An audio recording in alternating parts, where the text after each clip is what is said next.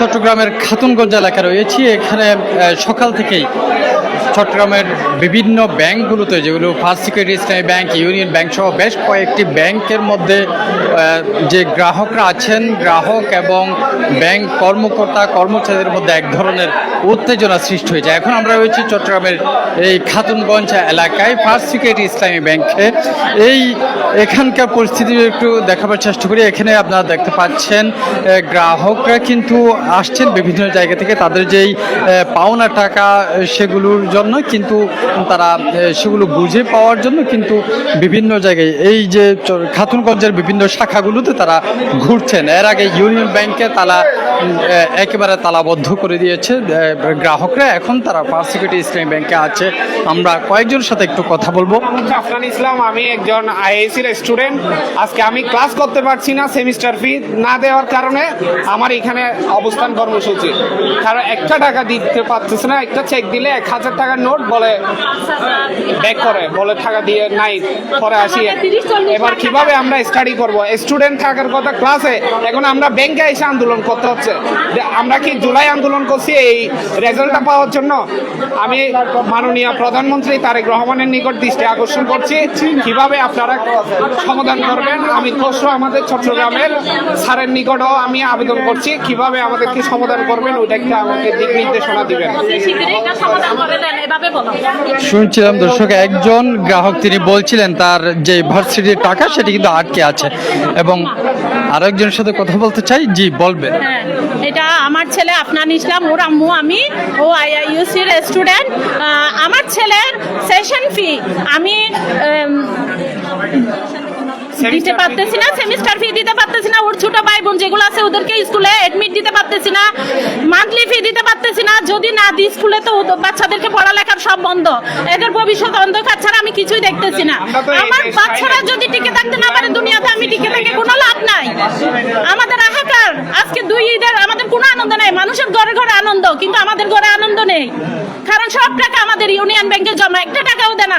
ম্যানেজারদের থেকে জিজ্ঞেস গেলে, ব্যাংকে গেলেও গা সরা দিয়ে ঢেকে থাকে, পালিয়ে যায়। কত সুন্দর ইনস্পায়ার করে আমাদের থেকে টাকাগুলো বুঝে নিচ্ছে, দেওয়ার বেলায় নাই। আর ওগুলো সব লেন করে রাখছে, ব্লক করে রাখছে। আমাদের অ্যাপসের মধ্যেও আমরা আমাদের টাকা দেখতে পাচ্ছি না, সব ব্লক। তাহলে এটাই কি স্বাধীন দেশে সাধারণ নাগরিকের একটাই কি কর্ম?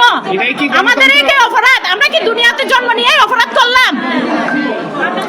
একটু জানতে চাই আসলে আপনার কি পরিমাণ টাকা সেখানে আটকে আছে, এবং একই সাথে তো আমরা শুনেছিলাম যে অনেকগুলো 5টি ব্যাংকে একত্রে করা এবং সেগুলো থেকে একটু স্থিতিশীল পরিবেশে নিয়ে আসা, অনেকগুলো টাকা পর্যন্ত ছাপাতে আমরা শুনেছি, দেখেছি, এবং সেগুলো বিভিন্ন ব্যাংকগুলোতে দেওয়া হয়েছে। এরপরও কেন এই অবস্থা? এটা ভাই আমরা জানি না কিছু। আমরা ব্যাংকে গেলে সবাই চুপচাপ হয়ে বসে থাকে, আমাদেরকে চিনে না, অচেনা ভাব এরকম। আমাদেরকে একটা আস্থার ব্যাংক হচ্ছে আস্থার জায়গা। আমরা কি বলে মূলত আপনারা যখন টাকার জন্য আপনারা ধৈর্য ধরে বাংলাদেশ ব্যাংক থেকে যদি কোনো অর্ডার আসে, কোনো কিছু কার্যকর হয়, তবেই আমরা আপনাদেরকে জানাবো। আপনারা এখানে এসে হয়রানি করবেন না, আমাদেরকে বিরক্ত করবেন না, এইভাবেই বলে। এটা কি আমাদের ন্যায্য পাওয়া? আমরা টাকা তো পাওয়া দূরের কথা, আমরা আরো হয়রানির শিকার হচ্ছি। দিলে দিলে এই কষ্টে আমরা রাতে ঘুমাইতে পারি না। আমাদের রোগ শোক বেড়ে যাচ্ছে, প্রেশার বেড়ে যাচ্ছে, ডায়াবেটিস বেড়ে যাচ্ছে। আমরা তো রোগী হয়ে যাচ্ছি রীতিমতো। ওই যে অর্থমন্ত্রী যেটা বললো, ডায়ালিসিস, যারা কিডনি রোগী, যারা প্রেশারের রোগী, হার্টের রোগী, বড় বড় ঝুঁকিপূর্ণ ক্যান্সার রোগী, এদেরকে তাই রেখে আমরা সুস্থ স্বাভাবিক মানুষ এই যে রোগী হয়ে গেলে তখনই কি আমাদের টাকা পাবো? এটাই কি আমাদের আশা? আমাদের এই যে ইসলামী ব্যাংকগুলো কেমন, সবগুলো হলো বাংলাদেশ সরকার তথা বাংলাদেশ ব্যাংক কর্তৃক অনুমোদিত।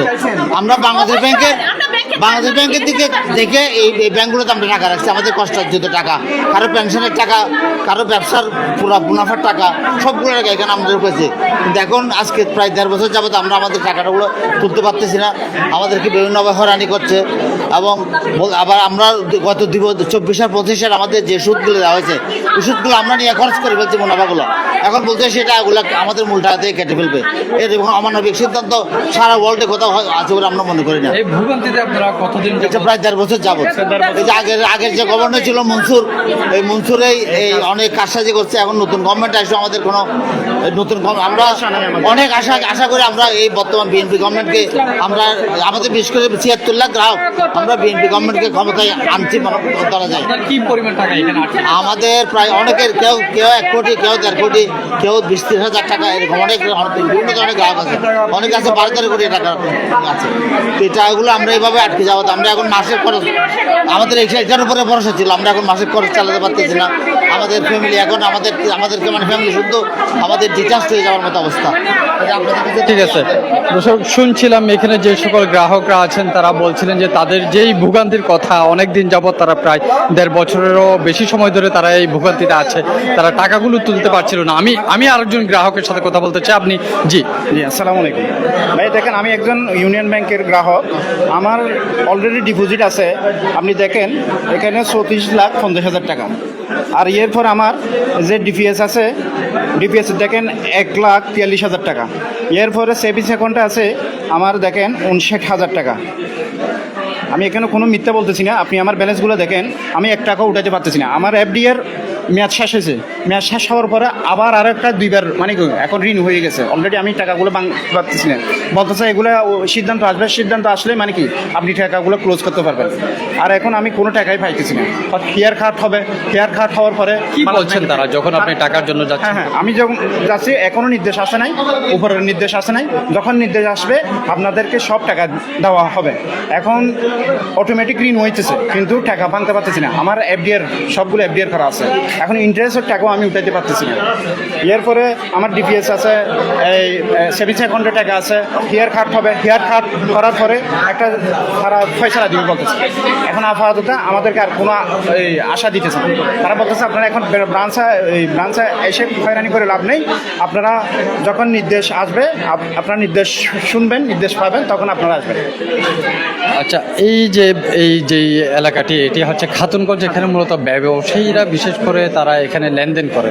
তো এই ক্ষেত্রে আসলে এটা এই জায়গাগুলোতে যে এই ধরনের একটি ঘটনা, যেগুলো আসলে চট্টগ্রামের অন্যান্য যে সকল শাখাগুলো আছে সেখানেও কিন্তু একই অবস্থা, সেখানে টাকা দিতে পারছেন। তো গুরুত্বপূর্ণ শাখাগুলোতে যদি টাকা দিতে না পারে তাহলে তো এটা ব্যাংক ব্যবস্থাকে একেবারে ভঙ্গুর করে দেয়। এই সম্মিলিত ইসলামী ব্যাংক আপনি গুরুত্বপূর্ণ জায়গায় বলেন, দুর্বল জায়গায় বলেন, সবগুলোই একই পজিশন। এখন কেউ আলাদা কোনো গুরুত্বপূর্ণ জায়গায় টাকা দিতেছে না। তারা টাকা বলতেছে টাকা আমরা পাইতেছি না, আমরা কোত্থেকে দেবো। এখন আমরা বলতেছি আমরা হেয়ার কার্ড মানি না, আমরা সবাই লেনদেন চাই, আমাদের দুইটাই দাবি। আমরা আমানতকারী, আমরা কি এখন ব্যাংকে টাকা রাখছি, আমাদের কি অপরাধ? আমরা তো বাংলাদেশের নাগরিক, আমরা তো রোহিঙ্গা না, আমাদের প্রবাসের টাকা। আমি একজন প্রবাসী মানুষ, আমি বর্তমান দুবাই রেসিডেন্ট মানুষ। এখন আমরা যে 50 ডিগ্রি তাপমাত্রা যে পয়সা রোজগার করছি, এখান দেশে ব্যাংকে টাকা পাঠাইছি, এখন এই টাকাগুলো আমরা উঠাইতে পারতেছি। আমাদের এর থেকে আর কষ্ট আর কিছু হতে পারে না। আমার বাচ্চা অলরেডি একটা কি হাতের আঙ্গুল পর্যন্ত মানে কি আগুনে পুড়ে গেছে, কিন্তু আমি টাকা উঠাইতে পারি না। এর থেকে কষ্ট আর পৃথিবীতে কিছু হতে পারে না।